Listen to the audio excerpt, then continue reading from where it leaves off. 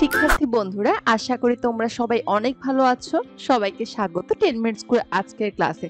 আজকে আমরা পড়ব নগদ প্রবাহ বিবরণী অধ্যায়টি এবং আজকে পুরো ক্লাস জুড়ে যে টপিক আমরা কভার করব তা হচ্ছে গুরুত্বপূর্ণ নগদ, নগদ সমতুল্য এবং অনগদ কার্যক্রম।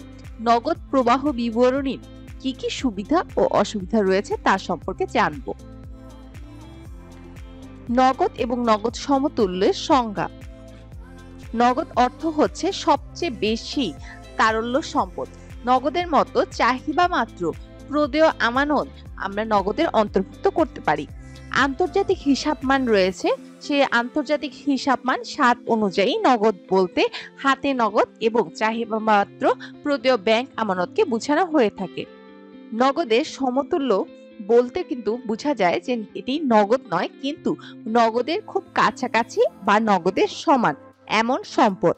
সেজন্য নগদ সমতুল্য বলতে স্বল্প মেয়াদী এবং অতি তরল বিনিয়োগকে বোঝানো হয়ে থাকে।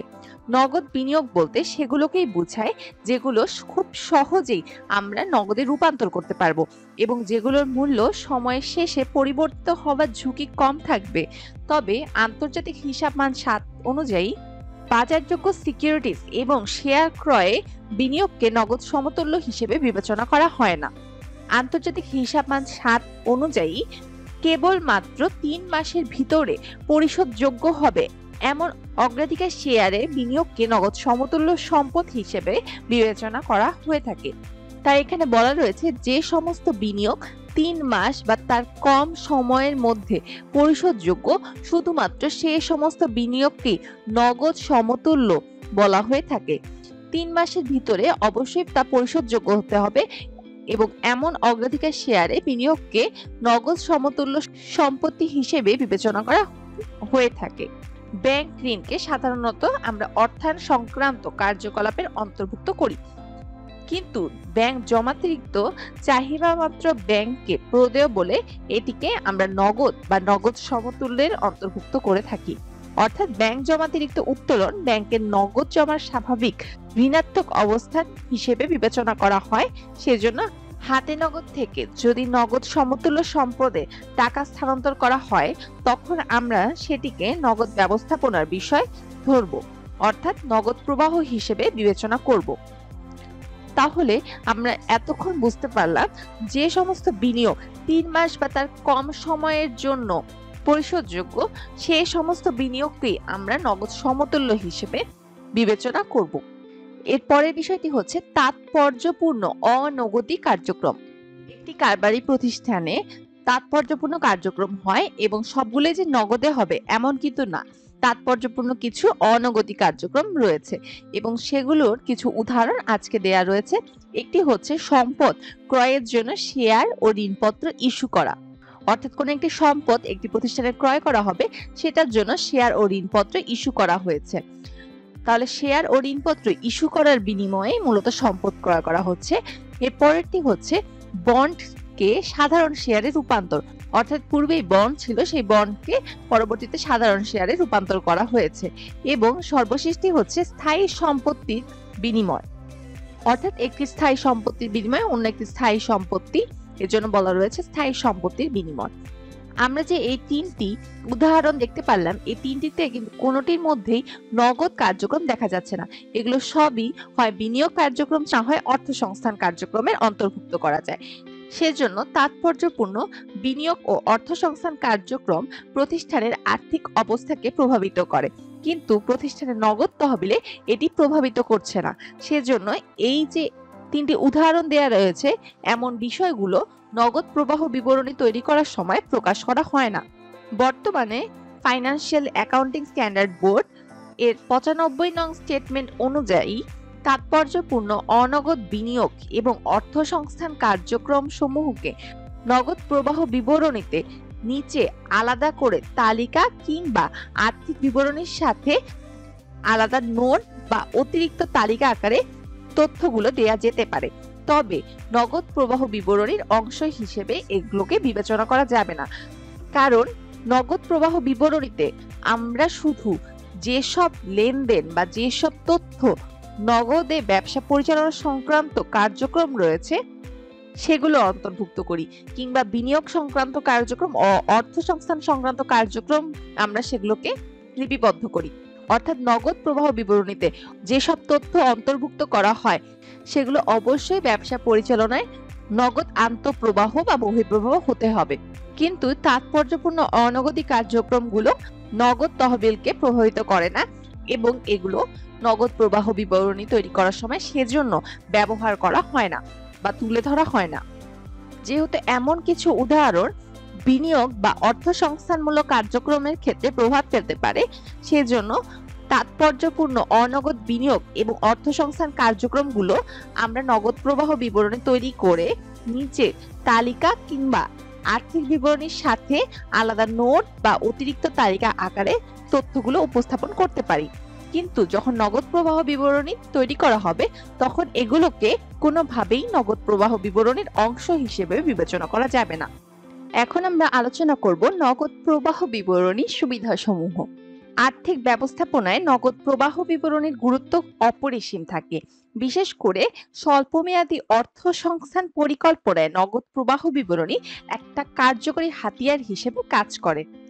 আজকে নগদ প্রবাহ বিবরণীর সুবিধাগুলো নিয়ে বিস্তারিতভাবে আমরা আলোচনা করব। প্রথমটি দেখা যাচ্ছে আর্থিক নীতি প্রণয়নে সাহায্য করে। নগদ প্রবাহ বিবরণী শক্তিশালী আর্থিক নীতি প্রণয়নে সাহায্য প্রদান করে থাকে। এটি বর্তমান নগদ অবস্থার মূল্যায়নে একটি গুরুত্বপূর্ণভাবে সাহায্য করে থাকে। প্রকৃত নগদ প্রবাহ বিবরণীর সাথে প্রাক্কলিত নগদ প্রবাহ বিবরণীর তুলনা করে নগদ পরিকল্পনার সফলতা এবং ব্যর্থতা সম্পর্কে জানা যায় এবং যার উপর ভিত্তি করে আমরা পরবর্তীতে সংশোধনমূলক ব্যবস্থা নিতে পারি। এর পরেরটি হচ্ছে সঠিক আর্থিক কার্যাবলীর পরিকল্পনা এবং সমন্বয় সাধন। প্রাক্কলিত নগদ প্রবাহ বিবরণী তৈরির মাধ্যমে একটা প্রতিষ্ঠানে ভবিষ্যৎ নগদ অবস্থা সম্পর্কে ধারণা লাভ করতে পারে, যার ফলে আর্থিক কার্যাবলীর সঠিক পরিকল্পনা গ্রহণ করা সম্ভব হয় এবং সেই পরিকল্পনা অনুযায়ী সমন্বয় সাধন করাও সম্ভব হয়ে থাকে। এর পরেরটি হচ্ছে ঋণ গ্রহণের সাহায্য। নগদ প্রবাহ বিবরণের একটি সুবিধা হচ্ছে ঋণ গ্রহণের সাহায্য। এটি ব্যাংক এবং অন্যান্য যেসব আর্থিক প্রতিষ্ঠান রয়েছে সেখানে কখনো যদি ঋণের প্রয়োজন হয়ে থাকে তাহলে ঋণ গ্রহণে সাহায্য করে, কারণ নগদ প্রবাহ বিবরণীতে প্রতিষ্ঠানে স্বল্পমেয়াদী ঋণ পরিশোধের ক্ষমতা কতটুকু রয়েছে তা জানতে সাহায্য করে। পরেরটি হচ্ছে স্বল্পমেয়াদী আর্থিক সিদ্ধান্ত গ্রহণে সাহায্য। নগদ প্রবাহ বিবরণী ব্যবস্থাপনাকে স্বল্পমেয়াদী আর্থিক সিদ্ধান্ত গ্রহণে সাহায্য করে থাকে। এর সাহায্যে আমরা খুব সহজে কোনো প্রতিষ্ঠান স্বল্পমেয়াদী আর্থিক সিদ্ধান্ত গ্রহণ করতে পারবে, কারণ নগদ প্রবাহ বিবরণীর মাধ্যমে কারবারে নিজ সম্পদের পরিবর্তনের কারণ খুব সহজেই জানা যায়, যার ফলে কোম্পানির আর্থিক সচ্ছলতা এবং কোম্পানির আর্থিক কাঠামোগত পরিবর্তনও বিশ্লেষণ করা যায়। এর পরেরটি হচ্ছে নগদ অর্থ সঞ্চালন সম্পর্কে তথ্য প্রদান করা। নগদ প্রবাহ বিবরণী নগদ অর্থের সঞ্চালন বা গতিবিধি সম্পর্কে বিস্তারিত তথ্য প্রদান করে থাকে। নগদ অর্থের বৃদ্ধি বা হ্রাস এর কারণ জানা যায়। বড় আকারের ব্যবসায়িক মুনাফা থাকা সত্ত্বেও নগদ তহবিলের সংকট বা ব্যবসায়িক মুনাফার পরিমাণ কম হবার সত্ত্বেও নগদ তহবিলে কি পরিমাণ টাকা রয়েছে সে সম্পর্কে জানা যায়। সর্বশেষটি হচ্ছে নগদ পরিকল্পনার সফলতা ও ব্যর্থতা তুলে ধরে। নগদ প্রবাহ বিবরণীকে প্রাক্কলিত নগদ প্রবাহ বিবরণীর সাথে তুলনা করে নগদ পরিকল্পনার সফলতা হয়েছে কিনা কিংবা ব্যর্থতা হয়েছে কিনা সে সম্পর্কে একটি প্রতিষ্ঠান জানতে পারে এবং সে অনুযায়ী সংশোধনমূলক ব্যবস্থা গ্রহণ করতে পারে। এছাড়া নগদ প্রবাহ বিবরণী আরো কিছু সুবিধা রয়েছে, যেমন নিট নগদ প্রবাহ এবং নিট মুনাফা সম্পর্কে জানা যায়। অর্থাৎ নিট নগদ প্রবাহ এবং নিট মুনাফার মধ্যে যে পার্থক্য রয়েছে তার কারণ এবং পরিবর্তিত মূল্য স্তরের প্রভাবে নিট মুনাফার উপর কতটুকু প্রভাব ফেলছে তা যাচাই করতে নগদ প্রবাহ বিবরণী সহায়তা করে থাকে। নগদ প্রবাহের মাধ্যমে বর্তমান মূল্য নির্ধারণ করা যায়, অর্থাৎ ভবিষ্যতে বিভিন্ন সময় প্রাপ্য সম্ভাব্য নগদ প্রবাহের বর্তমান মূল্য কত হতে পারে তার একটি মডেল বিবরণীর মাধ্যমে তৈরি করা হয়ে থাকে। আজকে যে বিষয়গুলো আলোচনা করা হলো সেগুলো থেকে বলা যায় বর্তমানে একটি প্রতিষ্ঠানে নগদ প্রবাহ বিবরণী প্রণয়ন অনেক গুরুত্বপূর্ণ, কারণ এটি প্রতিষ্ঠানের নগদ অবস্থার পরিবর্তনের কারণ জানায় এবং আর্থিক প্রতিবেদনের সাথে তুলে ধরে, যা থেকে প্রতিষ্ঠানের সাথে সম্পর্কিত বিভিন্ন পক্ষ রয়েছে তাদের প্রয়োজনীয় তথ্য প্রদান করা সম্ভব হয়। এই তথ্যের উপর ভিত্তি করে যে পক্ষগুলো রয়েছে তারা পরবর্তীতে আর্থিক সিদ্ধান্ত গ্রহণ করে। এখন আমরা জানবো নগদ প্রবাহ বিবরণীর অসুবিধা বা কি কি সীমাবদ্ধতা রয়েছে। নগদ প্রবাহ বিবরণী হলো নগদ ভিত্তিতে আর্থিক অবস্থার পরিবর্তন সংক্রান্ত বিবরণী। এটি ব্যবস্থাপনার আর্থিক পরিকল্পনার হাতিয়ার। নগদ প্রবাহ বিবরণীর প্রথম যে অসুবিধা বা সীমাবদ্ধতা দেখা যাচ্ছে তা হচ্ছে নগদ শব্দটির মধ্যে মতপার্থক্য। নগদ শব্দের সঠিক সংজ্ঞা ও নিখুঁত ব্যাখ্যা দেয়া আমাদের জন্য বেশ কষ্টকর। ব্যাপক অর্থে নগদ বলতে চেক, স্ট্যাম্প, পোস্টাল অর্ডার ইত্যাদি নগদ শিরোনামে অন্তর্ভুক্ত করা উচিত, কিন্তু এ বিষয়ে মত পার্থক্য রয়েছে। তাই নগদ প্রবাহ বিবরণী থেকে যে তথ্য পাওয়া যায় তা মূলত সর্বজন গ্রাহ্য হয় না। দ্বিতীয়টি হচ্ছে নগদ অবস্থার নিখুঁত চিত্র পাওয়া যায় না। নগদ প্রবাহ বিবরণী হতে কোথা কোথা থেকে নগদ অর্থের প্রাপ্তি ঘটেছে এবং কোন কোন খাতে সেই অর্থ ব্যয় করা হচ্ছে তা জানা যায়, কিন্তু নগদ হতে প্রায় নগদ পর্যায়ের যে দফাগুলো বাদ দেওয়ার ফলে ব্যবসা প্রতিষ্ঠানে নগদ অর্থের নিখুঁত চিত্র কিন্তু পাওয়া যায় না। তৃতীয়টি হচ্ছে দীর্ঘমেয়াদী আর্থিক বিশ্লেষণে সহায়তা করে না। এটি শুধুমাত্র স্বল্পমেয়াদী আর্থিক বিশ্লেষণে কার্যকরের হাতিয়ার হিসেবে কাজ করে থাকে, কিন্তু নগদ প্রবাহ তৈরি করে কোনো প্রতিষ্ঠান দীর্ঘমেয়াদী আর্থিক বিশ্লেষণে সহায়তা পায় না। এর পরের অসুবিধাটি হচ্ছে সকল তথ্য প্রকাশিত হয় না। নগদ প্রবাহ বিবরণীতে নগদ তহবিল ছাড়াও যেসব সম্পত্তি দ্রুত বা সহজে নগদ অর্থ রূপান্তর করা যায় সেগুলো এখানে বিবেচনা করা হয় না। এখানে শুধুমাত্র নগদ তহবিলের কথাই বেশি বিবেচনা করা হয়ে থাকে, কিন্তু যেসব সম্পত্তি খুব সহজেই নগদ তহবিলে আমরা রূপান্তর করতে পারি সেগুলোর ক্ষেত্রে যথাযথভাবে বিবেচনা করা হয় না। পঞ্চমটি হচ্ছে তহবিল প্রবাহ বিবরণী অনেক বেশি গুরুত্বপূর্ণ। কার্যকর মূলধনকে তহবিলের এক ব্যাপক ধারণা হিসেবে প্রতিপন্ন করার ফলে নগদ প্রবাহ বিবরণী থেকে তহবিল প্রবাহ বিবরণী অনেক বেশি গুরুত্বপূর্ণ হয়ে দাঁড়ায়, কারণ তহবিল প্রবাহ বিবরণীতে একটা পূর্ণাঙ্গ চিত্র আমরা দেখতে পাই। এবং সর্বশেষটি হচ্ছে স্থায়ী সম্পদ এবং দীর্ঘমেয়াদী বিনিয়োগের পরিমাণ প্রদানে ব্যর্থ।